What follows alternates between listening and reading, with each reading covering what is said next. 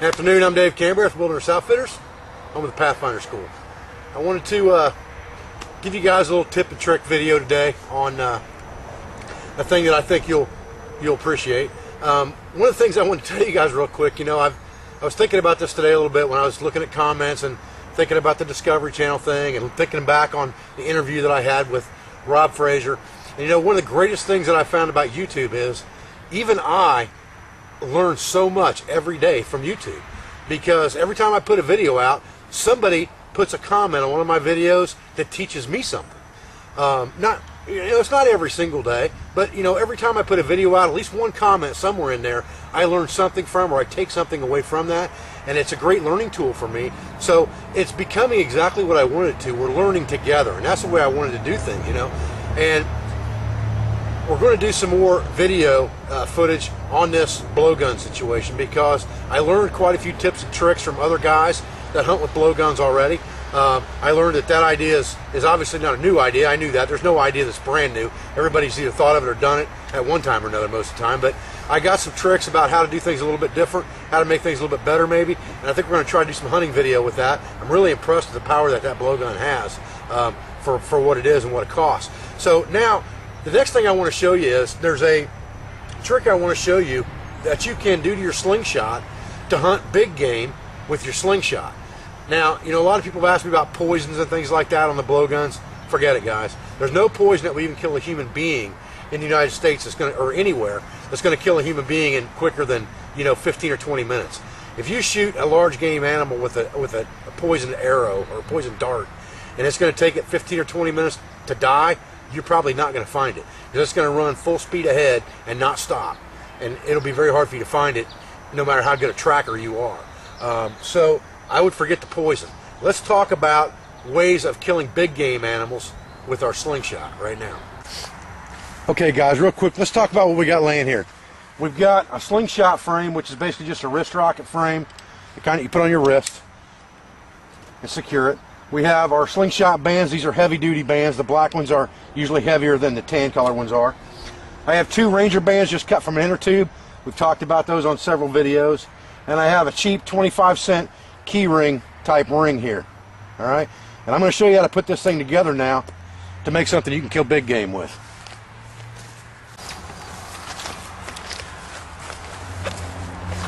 Okay guys, I haven't showed you exactly what we're doing here yet, because I kind of want to save it for a surprise. I got my reusable space blanket out here. I did find a source for these and did get them wholesale, so I can put them on the site for you guys here in a few days. Silver on one side and green on the other, just like the one we did in the interview and in the videos that I did with Rob Fraser. They're going to be about 12 or 13 bucks, about 12 bucks I think is going to be the retail on them, so that'll be a good thing for you guys. I'm going to carry one of these all the time with me now, because they're a good ground tarp as well as everything else. So anyway, we've got our wrist rocket here, okay? First thing we need to do is let's take this ring that we have, and it doesn't have to be a key ring necessarily. This is just something that's cheap. Let's take one of our Ranger bands here, and we're going to just we're going to loop it so it's like a half hitch around that ring, just like that. Okay? And we're going to do the same thing with the other Ranger band on the other side, and we're just going to loop it through itself as well and turn it into a half hitch, just straight across from the other one. So what we have when we're done is looks like this. Alright? Then we're going to take our slingshot and we are going to twist this down a few times and put it kind of right between our... Now when you twist the other side down, you want to do this with your hand. You want to hold the ring still so that you're twisting this band. And the reason I'm doing this is, number one, because the bands are a little bit too long for what I want to do with this, so twisting them down is going to make them a little tighter. And I'm going to put that over the other side, the other upright. Now if that thing's not even, then I'm going to untwist one side of it a little bit to get it even, and you can see I can adjust it now and get it so it's in the middle, and that's important. Okay? Now what I'm going to do is I'm going to slide this thing out of my way and all the way down, just like this, on both sides, and just drop it into the front like that. And I'm going to put my slingshot bands back on here. An easy way to do that is just to kind of lick these, get some saliva on them, and then you can slide this tube right up over the top of it. Just like this. Very quick, very easily. Now we'll have to kind of let that evaporate a little bit, because if we're not careful when we pull this, we'll pull that band right back off there. So we want to stretch that a couple times, make sure it's not coming off. You can see that one slid up a little bit, and I don't want that when I'm pulling on this thing, or it's going to hit me in the face. So we want to make sure that that saliva evaporates. I got a little overexcited there, slobbering and drooling all over that thing. Now, so if we want to use this like a regular slingshot, we can do that at this point. We've got everything out of our way. We can shoot regular rocks or whatever through this thing, ball bearings, whatever, we're shooting marbles. Doesn't matter, we can use this for small game. I want to use this for big game. How do I do that? Here's the trick, guys. What you just put on this, that's now movable back up into position, okay? And all you have to do is put it right back up on the front, just like that, so it's centered, just like that, all right? And now what I can do is I can take any old arrow. It doesn't matter what arrow it is. It could be one I made, it could be one I found, it could be one I've damaged from my bow. It doesn't really matter if the nock's good or not. It could be broke off. The feathers don't have to be perfect. And I slide that arrow right through that ring, put my rubber band, put my slingshot right around my nock area, just like that, and get an even pull. I usually put it on the ground when I'm doing that, just to get it evened up like that. And now I can shoot an arrow with my slingshot, and I'm going to show you how good that works out right now. Okay guys, we're back at our little practice hay bale here. Give her a few shots, see if we can get it on film. I'm about to run out of battery power on this dude, so we'll see if we can get this on film for you and try to show you how good this works out. So I'm just going to walk up here right in front of the camera for you, and this camera's probably sitting, I'm guessing, a good 10-12 yards from this target. So I'm probably 10 yards sitting in front of the camera.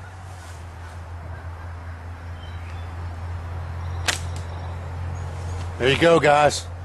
Boom, dead deer.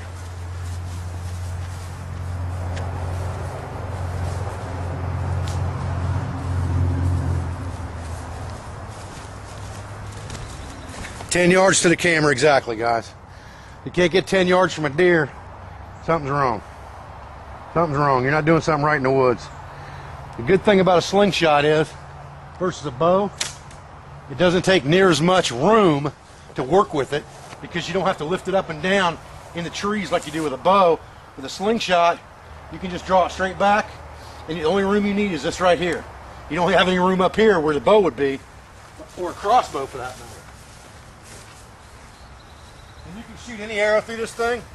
You can shoot aluminum, you can shoot carbon, you can shoot homemade arrows out in the woods, cane. You can shoot a regular wood arrow out of it. Any of them will work just fine. You could use duct tape or feathers, just like we did when we made the bundle bow. You don't have to have specific perfect arrows for this. This just happens to work out pretty good. You can see 10 yards, that thing's deadly, guys. We're getting probably 10 to 12 inches of penetration in that target every single time from this distance with a practice head on a cedar arrow. That was a little low there. That was a bad shot.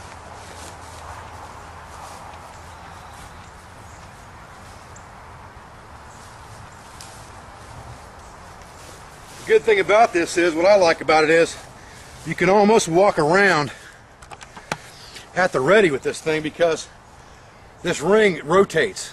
So you can stuff this up into your nock just like this, tuck this arrow down to the side just like this, and you can walk just like this while you're stalking, and then when you get up there, all you have to do is flip it around and you're ready to go. You don't want to take the shot, put it right back in the rest position and start walking again. When you get done with your stalk and you're ready to rock and roll, pull it up, let it go, bam. You're good to go. You can kill big game with this. This will kill a deer in a heartbeat, guys. It will kill a deer in a heartbeat, I guarantee it. In a heartbeat, that'll kill a deer.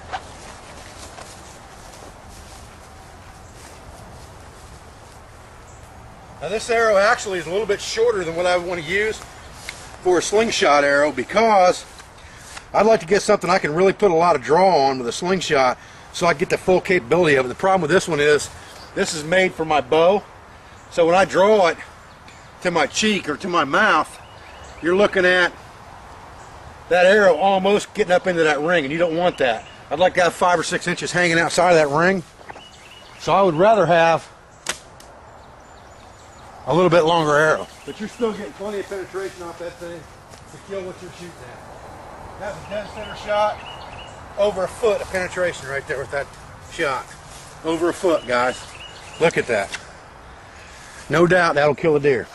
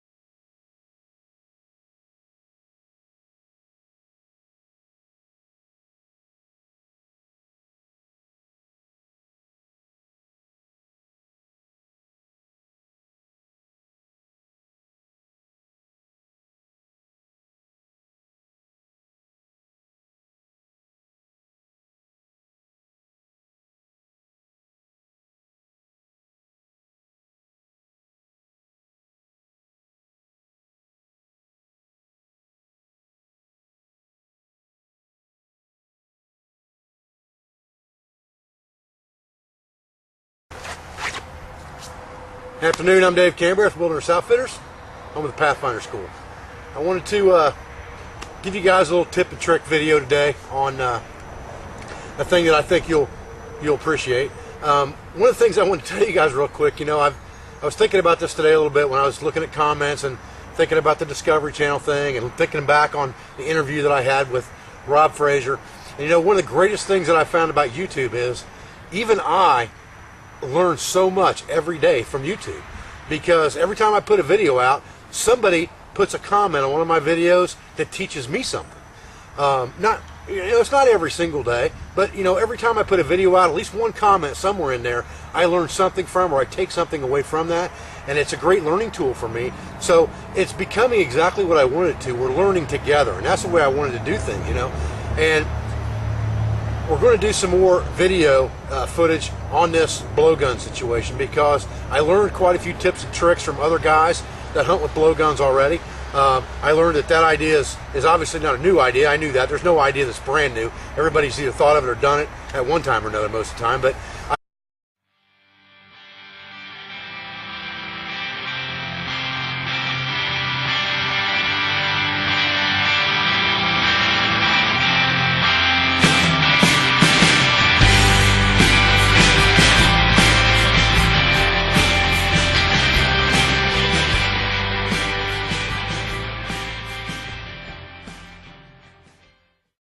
I got some tricks about how to do things a little bit different, how to make things a little bit better maybe, and I think we're going to try to do some hunting video with that. I'm really impressed with the power that blowgun has for what it is and what it costs. So now, the next thing I want to show you is there's a trick I want to show you that you can do to your slingshot to hunt big game with your slingshot. Now, you know, a lot of people have asked me about poisons and things like that on the blowguns. Forget it, guys.